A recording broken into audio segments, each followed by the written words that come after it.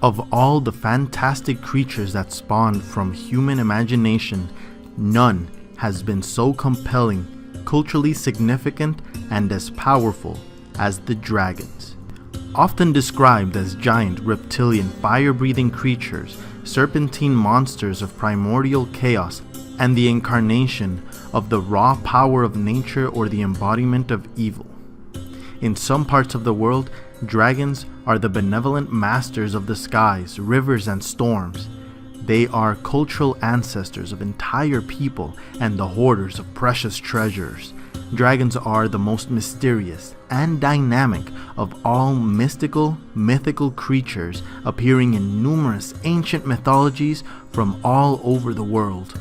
Folkloric tales of heroes and knights have turned dragons into literary archetypes, as well as having enormous impact in today's popular culture.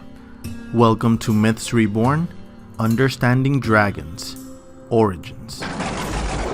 Even though today's massive popularity of dragons has made some of these creatures household names, the origins of these mostly winged serpentine reptilian creatures remains somewhat of a mystery.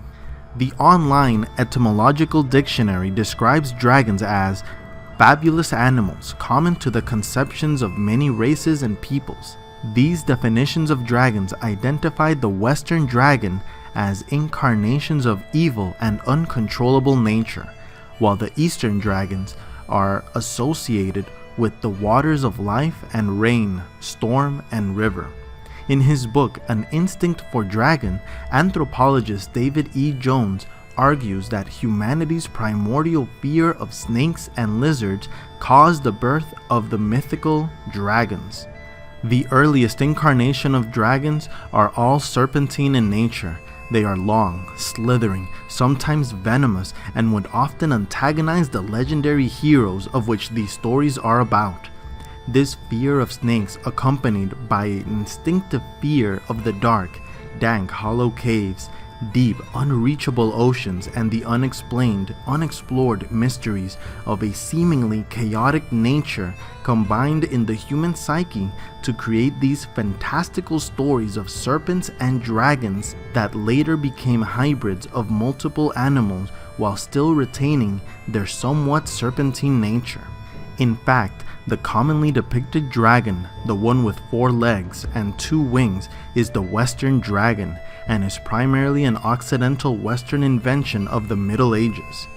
When knights and stories of heroes needed a concrete, easily identifiable monster that represented evil and the incarnation of the devil, there were dragons. Dragons became cultural icons immediately associated with the unknown and with incredible power. Another explanation of why dragon mythology is so widespread is perhaps because of ancient men and women finding dinosaur bones. These fossils of ancient giant beasts could only be explained as fallen dragons or ancient dragons slain by their mythical heroes in the creation of their universe. Ancient cultures from all over the globe have had tales, stories, and myths of these fantastic beasts. From the Mesopotamian civilization, we have the mother of primordial chaos and dragons of the world, the dragon Tiamat.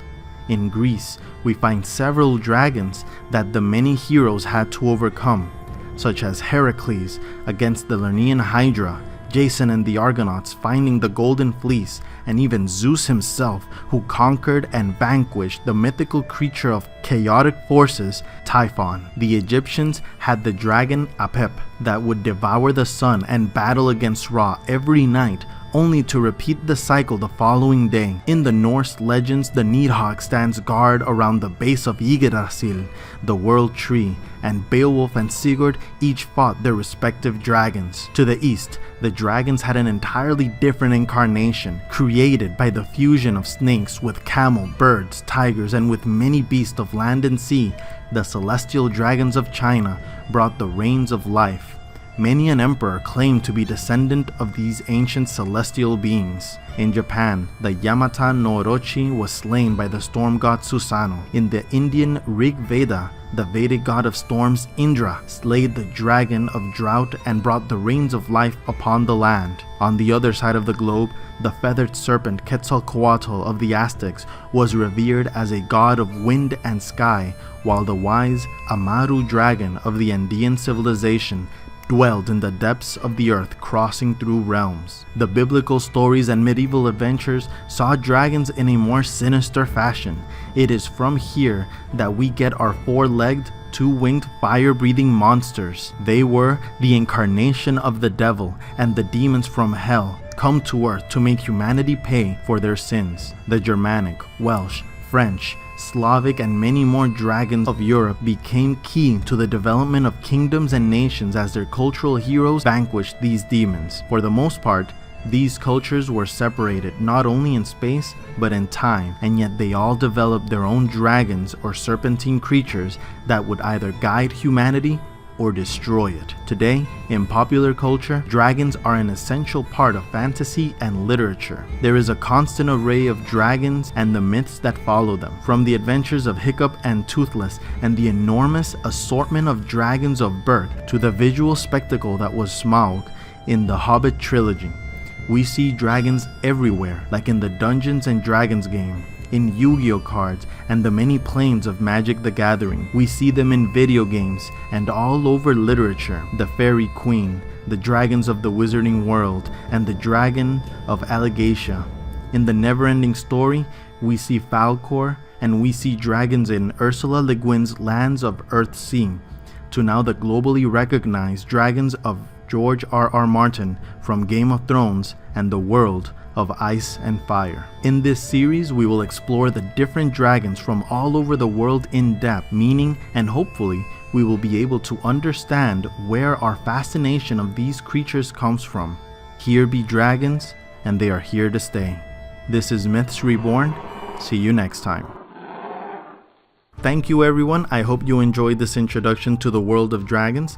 If you like this video and would like me to keep creating this kind of content, please leave a like, subscribe, and hit that notification bell to make sure you don't miss the upcoming videos on Legacy of the Gods, Understanding Dragons, and my personal weekly vlog where I am attempting to learn a new language. Leave a comment down below and let me know which is your favorite dragon. Have a great day, and please beware of dragons.